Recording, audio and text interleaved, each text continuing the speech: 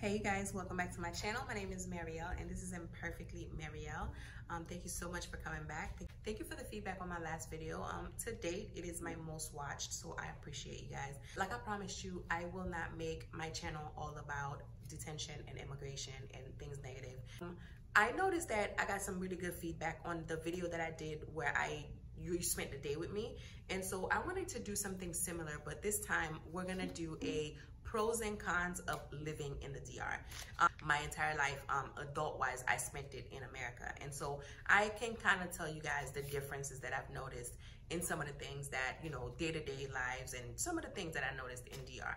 And so to start, one thing that I noticed that is very different is the medical field, as far as like the cost of procedures, right? So starting with dental work, I was in need of 2 implants for the longest. I was missing my 2 back molars, and I had priced them in different states, and they were always $4,000 a piece or more.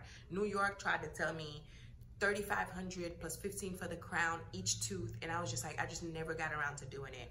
My insurance wouldn't have covered it, and so I went a couple years with these 2 missing teeth to the point where my other teeth started shifting. If you know anything about that, if you're gonna keep pulling teeth, your remaining teeth are gonna shift. So my bottom teeth started doing the funky chicken.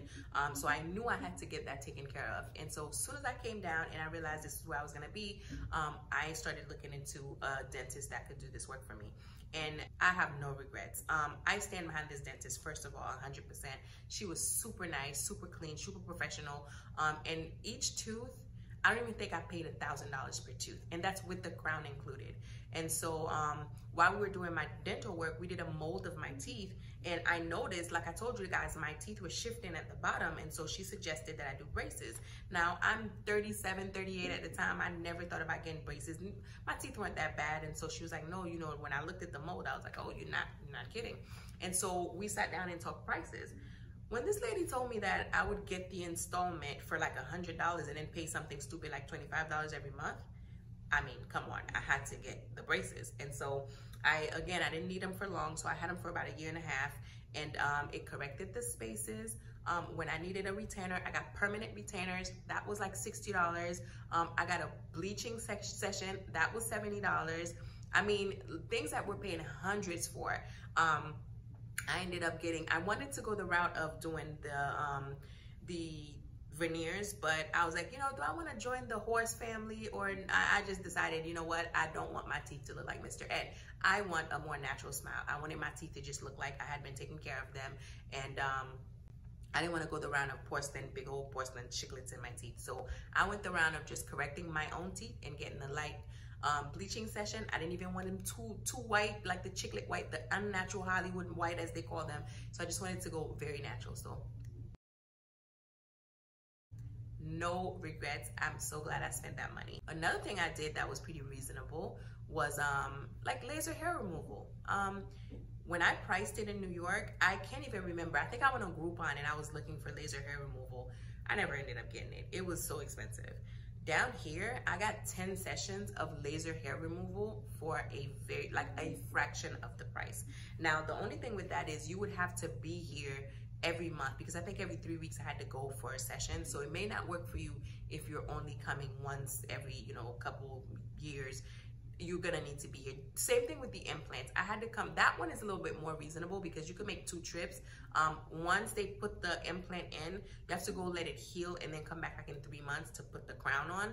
And if anything goes wrong, you do have to come back. So that's one thing. Like it would have to be something that you have access to. And so those are, you know, those are 2 of the things that I personally have gotten done. What else? Medicines, pharmaceuticals. People come down here to buy their medicine in bulk.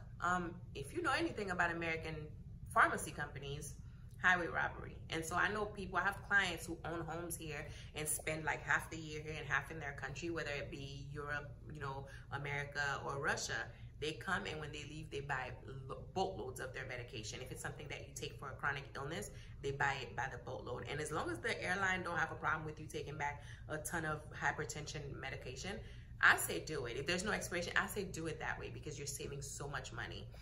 So these are the first things that I noticed that were very reasonable down here. So that's a pro. Second thing that I noticed was dating. As we all know, America's dating pool has pee in it.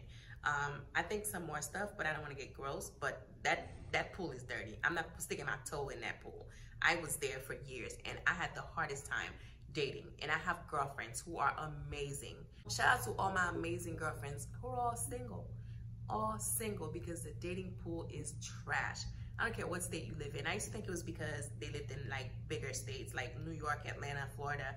But at this point now, I think it's just harder to date in America, period. I don't know what it's like where you live if you're watching this from America, but I find that it's very difficult. So at the touchdown, I was getting proposals. Now, is it genuine? That's to be determined.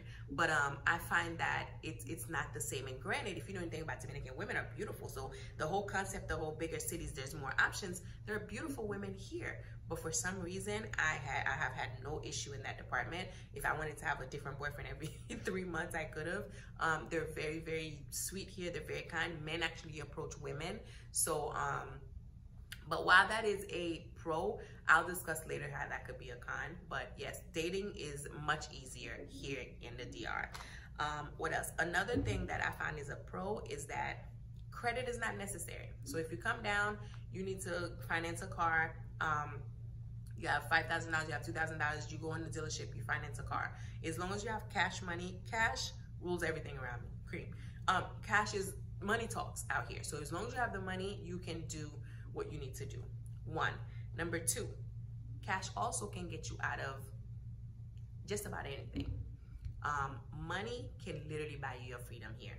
So you're driving, you forget your license, or you don't have a license, or you've been drinking, or whatever, you're speeding. When you get pulled over, you pull out your license and you hand it over with a bill. You take said bill, whether it be $10, $20, whatever it is. And when I say money, I'm not even talking about thousands. Literally, I've given $2 and gotten out of a ticket. You fold it and you put it under your driver's license. And you do this systematically because you don't want to insult the officer and you don't want to make a scene. Because usually there's 2 or 3 of them at the scene. They usually have like checkpoints where they're just checking, making sure that the car is registered. Everything is, you don't ever want it to be obvious and you don't want to disrespect them. So you tuck it under your driver's license and you're polite and you give it to them and you smile and they will wish you all the blessings. God bless you, Dios te bendiga, you and your familia and your grandchildren and the generations to come. You will get all the blessings and they will smile and let you go. You can even go as far as to ask them, have they had lunch? Have you had lunch today, officer? You haven't? Here you go. Here's a gift for you. They love that because it's not them asking you, you're offering them. And I promise you, you will not get that citation. And in the event that you do get a ticket, speeding tickets are $20 here. Like they're literally 20 bucks. Like you can get them and there's no, I don't think there's I think the new president is trying to make it to where they keep tabs of points of your license, but you can get a speeding ticket all day long. It means nothing. You go to the bank, you pay it, you're done. So that's a pro. If you're a speed demon like me, I got a lead foot, always have. That's a pro. I don't mean I'm proud of it because you could kill someone. Like there's a safety in it. Please don't beat me up. But in the event that you do get pulled over for whatever reason, you can't get your way out of it. A little more serious note. I have a friend of mine who just told me a story of a girlfriend that was a prostitute. She was a lady of the evening, which is a very common thing here in DR. That's another story time. But she got into it with a customer. She was in a hotel with them, and he either didn't want to pay what he was supposed to pay, or she didn't want to do the service that he paid her to render. And at some point, they get into tussling. She pulls out a knife. She stabs him. He dies instantly. I don't know who trained this girl, but she hit an artery. He dies. She was dating a guy who happened to know the chief of police, who happened to just knew the system. He had been in this country. They're Haitian, but he had been in the country for a long time. So he went and sat down with the chief of police. They talked about it because at this point they had been looking for her because camera footage showed her going in with him and her going out without him. And so they had been looking for her, and he went in, turned himself in with her, and they sat down across from the chief of police and he requested a private meeting. And at said private meeting, they talked the price, and she is walking free here in Barbaro right now. She's never spent a day in jail. And so money can literally buy you your freedom. So I don't know if that's a good thing because you never want to be on the victim end of that, because then it's like justice will never be served because, I mean, come on, some people do certain things, they need to pay for it. But if you happen to be someone who needs to get out of something, DR is the place for you. I don't know if I should be promoting this, but what else? The way of life, the quality of life, the fact that the air you breathe is so fresh and so clean. There are trees everywhere. The beach is always within 10 minutes away.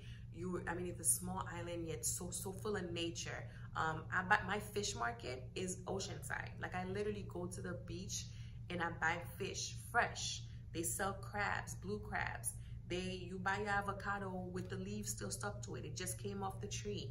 Mangoes. I don't even have to buy mangoes. I literally have mango trees where I could go and pluck mangoes. Lemons, you buy them and they're fresh. They just got through like, most of the produce they're not imported. They grow them right there. Plantains, if I eat one more plantain.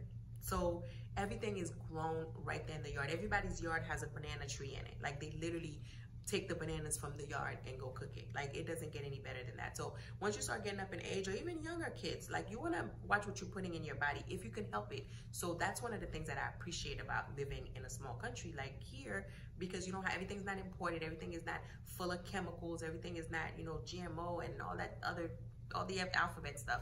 And so I really appreciate that. Lastly, ownership. Once you own something here in DR, like let's say you buy a house or you buy a piece of land, it's yours.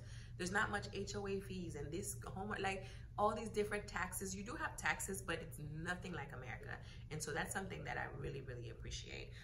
And like we talked about the cost of living, you can get an apartment depending on where you are for like $150. So while the salary is not very high, they do make it affordable for whatever you do, you are able to afford a place to live. So that's really, really good. Now, let's jump over to the cons part of the video.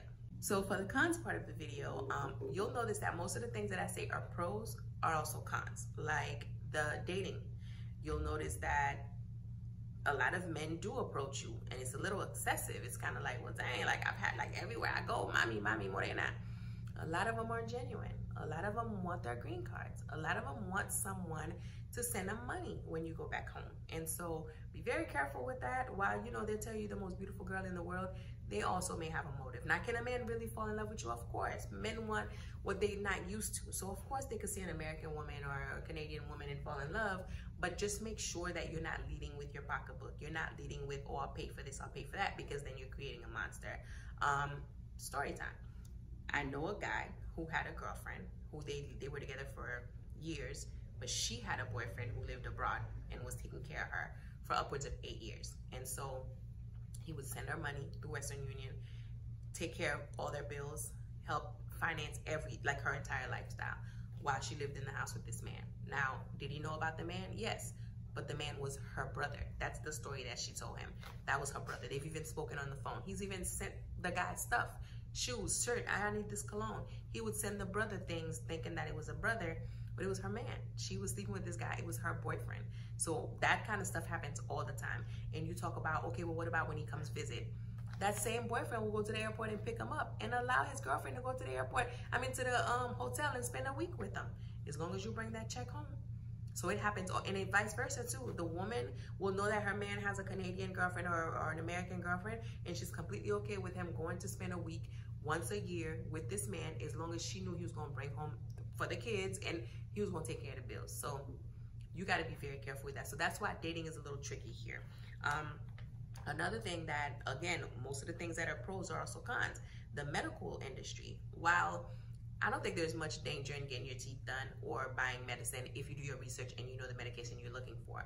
But while you are doing certain procedures, elective or otherwise, just know that there's not much rights as far as like, okay, well, they're not allowed to do this. And like the standards are different. I'm not gonna say they're lower, they're different. I know for a fact that a lot of women would opt to go out of the country to get their surgeries done, plastic surgery wise, because they look better. They were able to take more fat out. They were able to do full mummy makeovers, which is breast and tummy tuck and this and that. Where in America, they stopped that a long time ago because you're losing too much blood at a time. And so DR was a little behind in catching up with the fact that some of this stuff is just too much for the body at one time. And so that's why a lot of girls was coming up dead. And so while you were trying to save a buck, and they do good work, do your research. Be very careful when you're coming. And it's either here, Colombia, anywhere that's not America, because at least America have standards. Do girls die in America? Of course. But There are standards, there are rules. Somebody gonna have to tell your loved one something. Here, you come down, you die. I literally just had a friend who lost someone, you know, so I just don't know that it's worth it. I'm not gonna be a hypocrite. I have had stuff done here, and by the grace of God, I'm fine. I never had no issues, but I would never advocate for you to come down here and get anything elective done if you didn't have to. Okay. Another thing, customer service. While Dominican people are some of the nicest people I've ever met, they are so kind. They speak and sugar fall out of their mouth, and that's men, women alike. They're very nice. They walk into a room, they speak. When you do find one that is nasty, they are nasty. And ain't a damn thing you can do about it. I was at the bank, and I was trying to deposit some money in someone's account, and I think I said a number wrong. Instead of saying 80, I said 800 or vice versa. And she had already started processing it to the wrong number, and then I was like, oh, no, it's this. And she literally flung a pen at me and a piece of paper. I was like, write it down. And I wrote it down. And she's so loud that I'm looking around like, y'all hear this? Yeah, she's talking to me. And everybody was like, I was just like, oh. So literally, I'm like looking for a manager or somebody that would be like, chill. She was very nasty and very like, is there anything else? And I was like, wow. Like, I didn't even have the energy that day to go back and forth with her. But typically, you are going to find everybody's very kind. But when you do find someone who's nasty, they are Latinas, they are spicy. So that is something that there's no, let me speak to, ain't no Karens out here. Let me speak to your manager. The manager might come out and cuss you out, so be careful. Lastly, the one thing that I find to be a con here, when you are a étranger, as they call them, you're a tourist, you're a target. My first meal, I went to the beach and I wanted fish. They have the fish where you can pick your fish and eat. I had a pina colada in the pineapple. I had a fish, medium size, and like 6 shrimp. I sat down and enjoyed it. It was so good, and I didn't ask the price. So once I asked for the bill, the guy came and he was like, "Eeny, meeny, miny, mo," $128. So one little fish that I could have bought for $3 at the supermarket, some shrimp, and a pina colada cost me $128. So you have to always be careful. Whenever they see American people, they literally think you have a money tree. You're plucking hundreds every morning. You have to be very careful. Don't lead with the fact that you're a tourist. Don't talk too much if you don't have to, so they don't know that you're not from there, because they have different prices for different people. They always aim really high and you aim really low, and y'all meet somewhere in the middle. And so those are some of the pros and cons of living in DR. I could go on and on, because for every good thing, there's a few bad things. And but I think these are some of the things that maybe we'll do a part 2 of this video if you guys are interested. But I just wanted to do something different and let you guys know what it was like to live in the DR, some of the pros and cons again. So before I babble on anymore, I'll see you guys next time.